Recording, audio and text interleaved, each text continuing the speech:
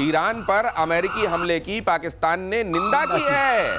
हमले को अंतर्राष्ट्रीय कानून का उल्लंघन बताया है। कुछ दिन पहले ट्रंप से भी की थी मुलाकात पाकिस्तान भी, लेकिन ये जो गौरव बोलते हैं कि फेसबुक की सबको कहना है। देखिए यहाँ पर क्या है, इन सारे कंट्रीज में जिसकी हम बात करते हैं, जो रूलर्स हैं वो अलग हैं, अवाम अलग है। अवाम उम्मा वाली है, और वो कहते हैं मुस्लिम ब्रदरहुड का क्या होगा, तो उनके लिए कुछ न कुछ बोलना पड़ता है और बाद में फोन करके माफी मांग लेते होंगे, सर हमें बोलना पड़ रहा है, इसका कोई मतलब मत नहीं। लेकिन बहुत सारे लोगों ने ये भी कहा मेजर गौरव आर्य कि जब मुनीर को बुलाया ना, तो अमेरिका जो डेमोक्रेसी करता है ना, उसने डेमोक्रेसी को भी एक तरीके से गाली दी। जी बिल्कुल। शहबाज शरीफ को भी एक तरीके से गाली दे दी और कह दी बेटा तू नहीं है, ये है, इसलिए इसको बुलाया। और आज की तारीख में मैं आपको बताऊं कि एक भेड़ जैसा होता है जो पाकिस्तान का राष्ट्रीय जानवर है, भेड़, उसको कहते हैं मरखोर। वो पाकिस्तान का राष्ट्रीय जानवर है। पाकिस्तानियों बदल लो, गिरगिट को रख लो अपना राष्ट्रीय जानवर। ये मरखोर कहते हैं। मरखोर, वो ISI का भी साइन वही है, मरखोर। वो भेड़ है जिसकी ऐसे गोल। अच्छा, वो जाके ऐसे अपने सिर से जो कई जगहों पे टक्कर मार रहा होता है। लेकिन ये वो मरखोर है जो कभी किसी को टक्कर नहीं मारता, जो घास खिलाता है, उसकी रखवाली करता है, ये वो मरखोर है भाई। इन्होंने ये जो आज की तारीख में पाकिस्तानी पार्लियामेंट करी है ना कि ईरान के साथ बड़ा गलत करा, ये तुमने 48 घंटे पहले क्यों नहीं करा? क्या तुम्हें नहीं पता था? हमें यहां पे स्टूडियो में पता है कि अटैक होने वाला है, हमें यहां पे पता है, दुनिया कह रही है अटैक होने वाला है। पाकिस्तान को नहीं पता था क्योंकि पाकिस्तान के एयर स्पेस में अमेरिका के रिकॉनेसेंस प्लेन चल रहे थे। ये पहले ही बिक चुके हैं। अब ये जो कह रहे हैं कि हम निंदा करते हैं, हम इसको गलत मानते हैं, अटैक गलत है, ये अपनी आवाम, क्योंकि आज की तारीख में पाकिस्तानी जो आवाम है, जो मुस्लिम्स हैं पाकिस्तान में 97%, वो सड़क पे आने की बात कर रहे हैं। वो कह रहे हैं कि तुमने मुस्लिम उम्मा के एक मुल्क की, एक अहम मुल्क की पीठ पर तुमने खंजर उतारा है, तुम धोखेबाज हो। तो उनको मॉडिफाई करने के लिए नहीं, ऐसे हम तो निंदा करते हैं, हमारा कोई लेना देना नहीं है। यही लोग कह रहे थे ट्रंप को नोबेल प्राइज दे दो। तो अगर ऐसा होने वाला है तो मुझको लगता है मुनीर फौरन इसको करेक्ट करेंगे, बहुत सारे फोन, घड़ियां, लैपटॉप लेंगे और ईरान चले जाएंगे। आप चिंता मत करो, उम्मा वालों को देने जा रहा हूं। कुछ दिनों में इससे पता चलेगा कि कौन कहां बैठा हुआ, कौन कहां बैठा। ये पुराने धोखेबाज लोग हैं, इसलिए मैंने इसको बोला था। अभी मैंने ट्वीट भी करा है जिसमें वर्दी में आसिम मुनीर, आप जाके मेरा ट्विटर देखिएगा, वहां पे लिखा है नेम टैग में मीर जाफर। ये मीर जाफर है, गद्दार है, या धोखेबाज आदमी है। मुझको लगता है कि अगर इसी तरीके से होता रहा, पाकिस्तान में बहुत सारे लोग पुकारने लगे हैं मुनीर को इस नाम से, मीर जाफर नाम से। कहीं ऐसा ना हो कि वही मुख्य नाम हो जाए। अगली खबर देखिए, ईरान के साथ पाकिस्तान की धोखेबाजी का खुलासा।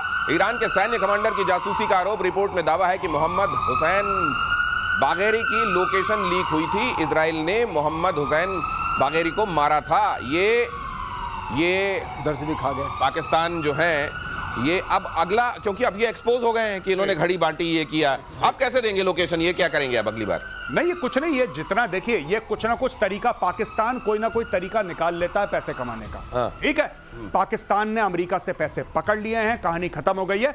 पाकिस्तान, देखिए, आप तो कह रहे हैं घड़ी दे दी, अब तो मीडिया भी कह रहा है घड़ी दे दी, मीडिया भी कह रहा है घड़ी दे दी, कुछ ना कुछ दे दिया। कुछ नहीं पता पाकिस्तान की ISI ने अंदर जाके कि 80 भी मुसलमान थे, तुसी भी मुसलमान, ये कह के ईरान को और कौन कौन से धोखे दिए होंगे, ये बाद में पता लगेगा। ये तो घड़ी तो बहुत पहले दी थी इसने, घड़ी तो कुछ हफ्ते पहले दी थी जब भी ये गया था वहां पे। तो अब क्यों पता लग रहा है हमें? तो आज से 1 महीना बाद आपको यह भी पता लगेगा कि पाकिस्तान ने और कौन कौन से धोखे दिए, कौन कौन से मुस्लिम देशों को, इंक्लूडिंग ईरान।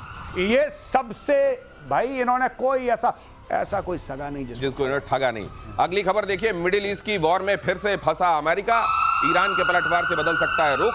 अमेरिका के खिलाफ रशिया, चाइना के लिए एक मौका भी इसको देखा जा रहा है। लेकिन क्या ये होगा? ये मार्शल श्रीवास्तव, ये जो लोग गैस कर रहे हैं कि अब ये हो सकता है, वो जो तब समझा गया था कि जिस तरीके से सीरिया में फंसा था ये जाके अमेरिका, इस तरह का हो जाएगा क्या? ये होता दिख रहा है? अभी ऐसा कुछ नहीं होगा। देखिए, रशिया तो ऑलरेडी फंसा हुआ है यूक्रेन के साथ, उसको पहले वो सॉर्ट आउट करना है, उसका अपना नेशनल इंटरेस्ट वहाँ है। चाइना खुद फंसा हुआ है, उसको पता है कि पाकिस्तान गद्दार है, उसके साथ दोस्ती करके सीपैक बनानी है। ईरान को उसको ज़रूरत है, ईरान को वो नहीं खंडहर बनाना चाहता, ज़रूरत है शांति की बात करेगा, क्योंकि वहाँ से उसका 80% तेल आता है। तो जहाँ तक सवाल है, इसमें इतने इंटरेस्ट फंसे हुए हैं कि चाइना से कोई उम्मीद नहीं है, रशिया से कोई उम्मीद नहीं है, कोई खड़ा नहीं है। अच्छा सर, ये बताइए, अगर ट्रंप की जगह बाइडेन होते अमेरिका में, मेजर गौरव आर्य, तो रशिया कुछ और सोच सकता था क्या फिर, कुछ अलग तरीके से? क्योंकि देखिए, ट्रंप जो है वो बहुत अनप्रेडिक्टेबल किस्म का आदमी है। ये दोस्तों के लिए भी उतना ही खतरनाक है जितना दुश्मनों के लिए खतरनाक है। ऐसी बात नहीं कि आप ट्रंप के दोस्त हैं। कनाडा के साथ तो इनकी जय और वीरू वाली दोस्ती थी। आज की तारीख में कह रहा मैं कनाडा ही हड़प लूंगा। नेटो का बंदा, नेटो का अहम मेंबर डेनमार्क से कहता है, जो कि ओरिजिनल सिग्नेटरी है नेटो का जब नेटो बना था, उससे कहता है कि मैं तुमसे ग्रीनलैंड ले लूंगा।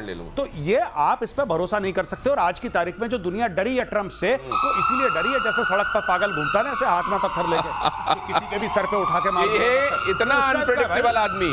ये देखिए जरा अगली खबर, रूस के राष्ट्रपति पुतिन का बहुत बड़ा दावा। पुतिन ने कहा पूरा यूक्रेन हमारा है, रूस और यूक्रेन के लोग एक ही हैं। पुतिन ने जल्द ही यूक्रेन पर कब्जे। अब ये मतलब वो उधर नहीं, आप केवल मैं बोल रहा था लोहांस्क की रोटी ही कि भाई अब पूरे की बात करो तो आधा मिल ही जाएगा, आधा मिल ही जाएगा। तो जेलेंस्की क्या करेगा? ये क्या करेगा, उसको ब्लैक सी का जो एक्सेस है ना वो बंद कर देगा। ओडेसा वगैरह यहाँ से लेके पूरा द्नाइपर रिवर जो है उससे जो कट होता है वो वाला मेरा तेरा, ये तेरा बफर जोन आ गया।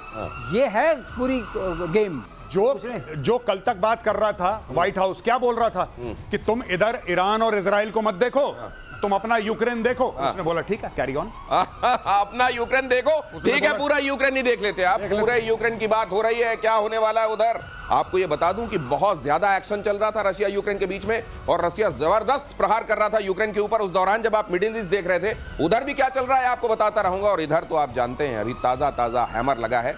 ईरान इजराइल जंग में अमेरिका की एंट्री। अमेरिका ने ईरान के 3 एटमी ठिकानों पर अटैक किया। फोर्डो, नतांज, इस्फहान के एटमी प्लांट पर अटैक भारतीय समय के मुताबिक सुबह 4:30 बजे B-2 बॉम्बर्स ने उड़ान भरी, गए, बंकर तबाह किया।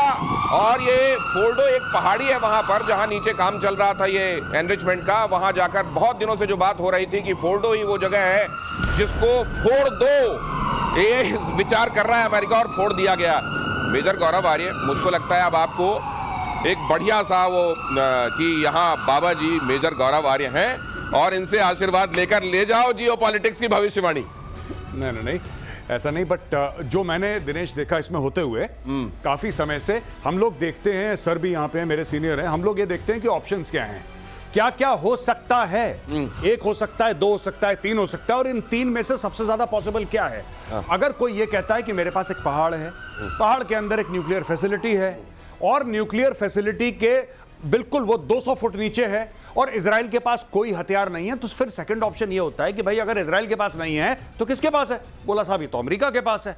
अच्छा, डोनाल्ड ट्रंप जो है वो मान जाता कि आप लॉजिकल थिंकिंग पे सब कुछ कहते हैं। अगर आपने ये ना कहा होता ये मीर जाफर है, मुनीर नहीं है, ये मीर जाफर है, आप इतना करीब कैसे देख लेते हो चीजों को? जरा देखिए क्या क्या बातें हो। यहां तो आप देख रहे हो हुआ क्या, आप सब यहां पर देख रहे हैं। प्यूरिफिकेशन प्लांट था, एनरिचमेंट प्लांट था, यूरेनियम को शुद्ध किया जाता था, परमाणु हथियार बनाने के बहुत करीब थे। कई दिनों से इस पर अटैक कर रहा था इजराइल, लेकिन उसका हैमर उतना काम कर नहीं रहा था। तो आज बड़ा वाला 100 सुनार की एक लोहार की टाइप से वो लेके आए, उन्होंने फोड़ दिया। लेकिन सवाल ये है सर, रेडियो एक्टिविटी तो रिपोर्ट की नहीं जा रही है। अगर वहां फूट ही गया होता और वहां जो बम रखे हैं बनाए वाले वो अगर फूटे होते तो कुछ तो रिपोर्ट होता। फुकुशिमा टाइप नहीं होगा, चेर्नोबिल टाइप नहीं होगा।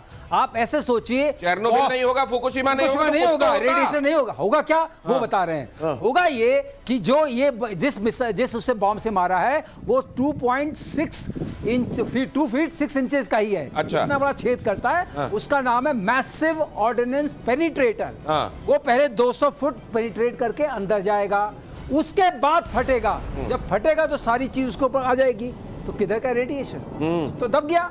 और आपको पता है अभी उनकी अच्छा, आप ये कह रहे हैं कि ऊपर का मलबा जाके उसमें गिर जाएगा तो रेडियो एक्टिविटी को बाहर आने का टाइम नहीं बात कर रहे हैं। असल में ये कब्र बना दी गई उन बमों की, पूरी कब्र बन गई है 300 फुट नीचे। पूरी दुनिया ये कह रही है, और खुद ईरान ये कह रहा था। एक सेकंड, ये अगला फ्लैश कीजिएगा, लेकिन उससे पहले ईरान ये कह रहा था कि रेडियो एक्टिविटी तो रिपोर्ट होती, हमने तो पहले ही वहां से अपना माल गायब कर दिया था। दुनिया भी ये सोचने लगी कि वाकई अगर फोड़ा है, इतना बड़ा हथौड़ा मारा है, तो फूटने के बाद रेडियो एक्टिविटी रिपोर्ट होती, वहां क्यों नहीं मिल रही है? क्या वाकई पहले से सरकार लिया था माल वहां से? ऐसा नहीं है, कब्र बन गई है। लेकिन एक चीज है, आपने ये जो बात कही थी, कहते हैं ये B-2 बॉम्बर्स भी जब वहां गए, पाकिस्तान के एयर स्पेस का इस्तेमाल रिफ्यूलिंग के लिए हुआ, पता नहीं हुआ कि नहीं हुआ, ऐसी बातें भी चल रही हैं।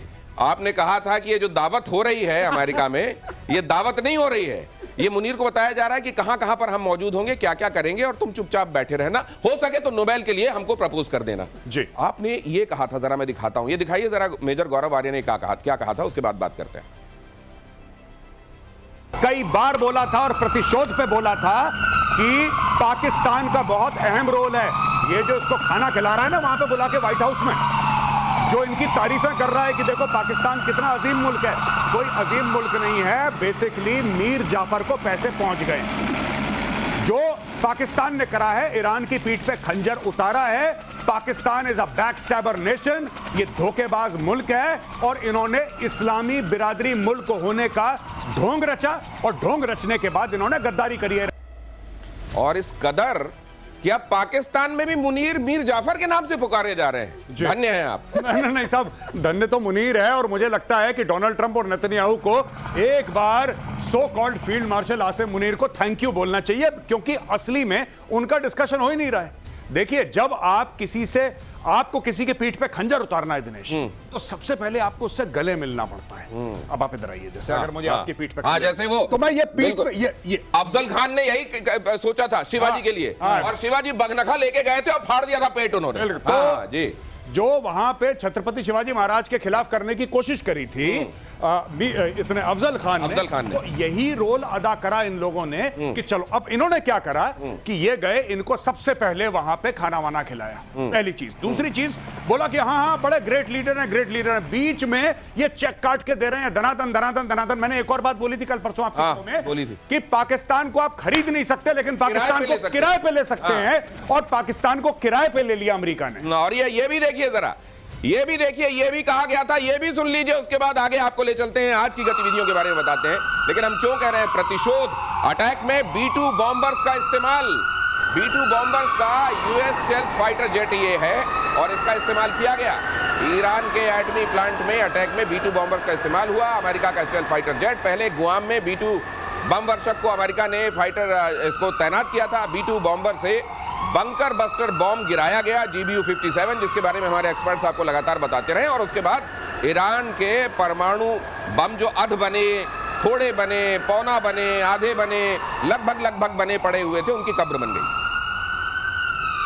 अब जरा ये भी देख लीजिए, जो दूसरी मैं जो कह रहा हूं, प्रतिशोध में जो यहां बातें होती हैं वो कुछ दिनों बाद आपको रिफ्लेक्ट होती हुई दिखाई देती हैं। वो ऐसा लगता है कि जैसे पहले ही देख लिया जाता है हमारे एक्सपर्ट्स की तरफ से कि क्या होने वाला है। मैं बड़बोलापन नहीं कर रहा हूं, कोई एग्जैजरेशन नहीं कर रहा हूं। जरा ये भी देखिए, ले कीजिए प्लीज। ये भविष्यवाणियां, हम मारे गए हैं।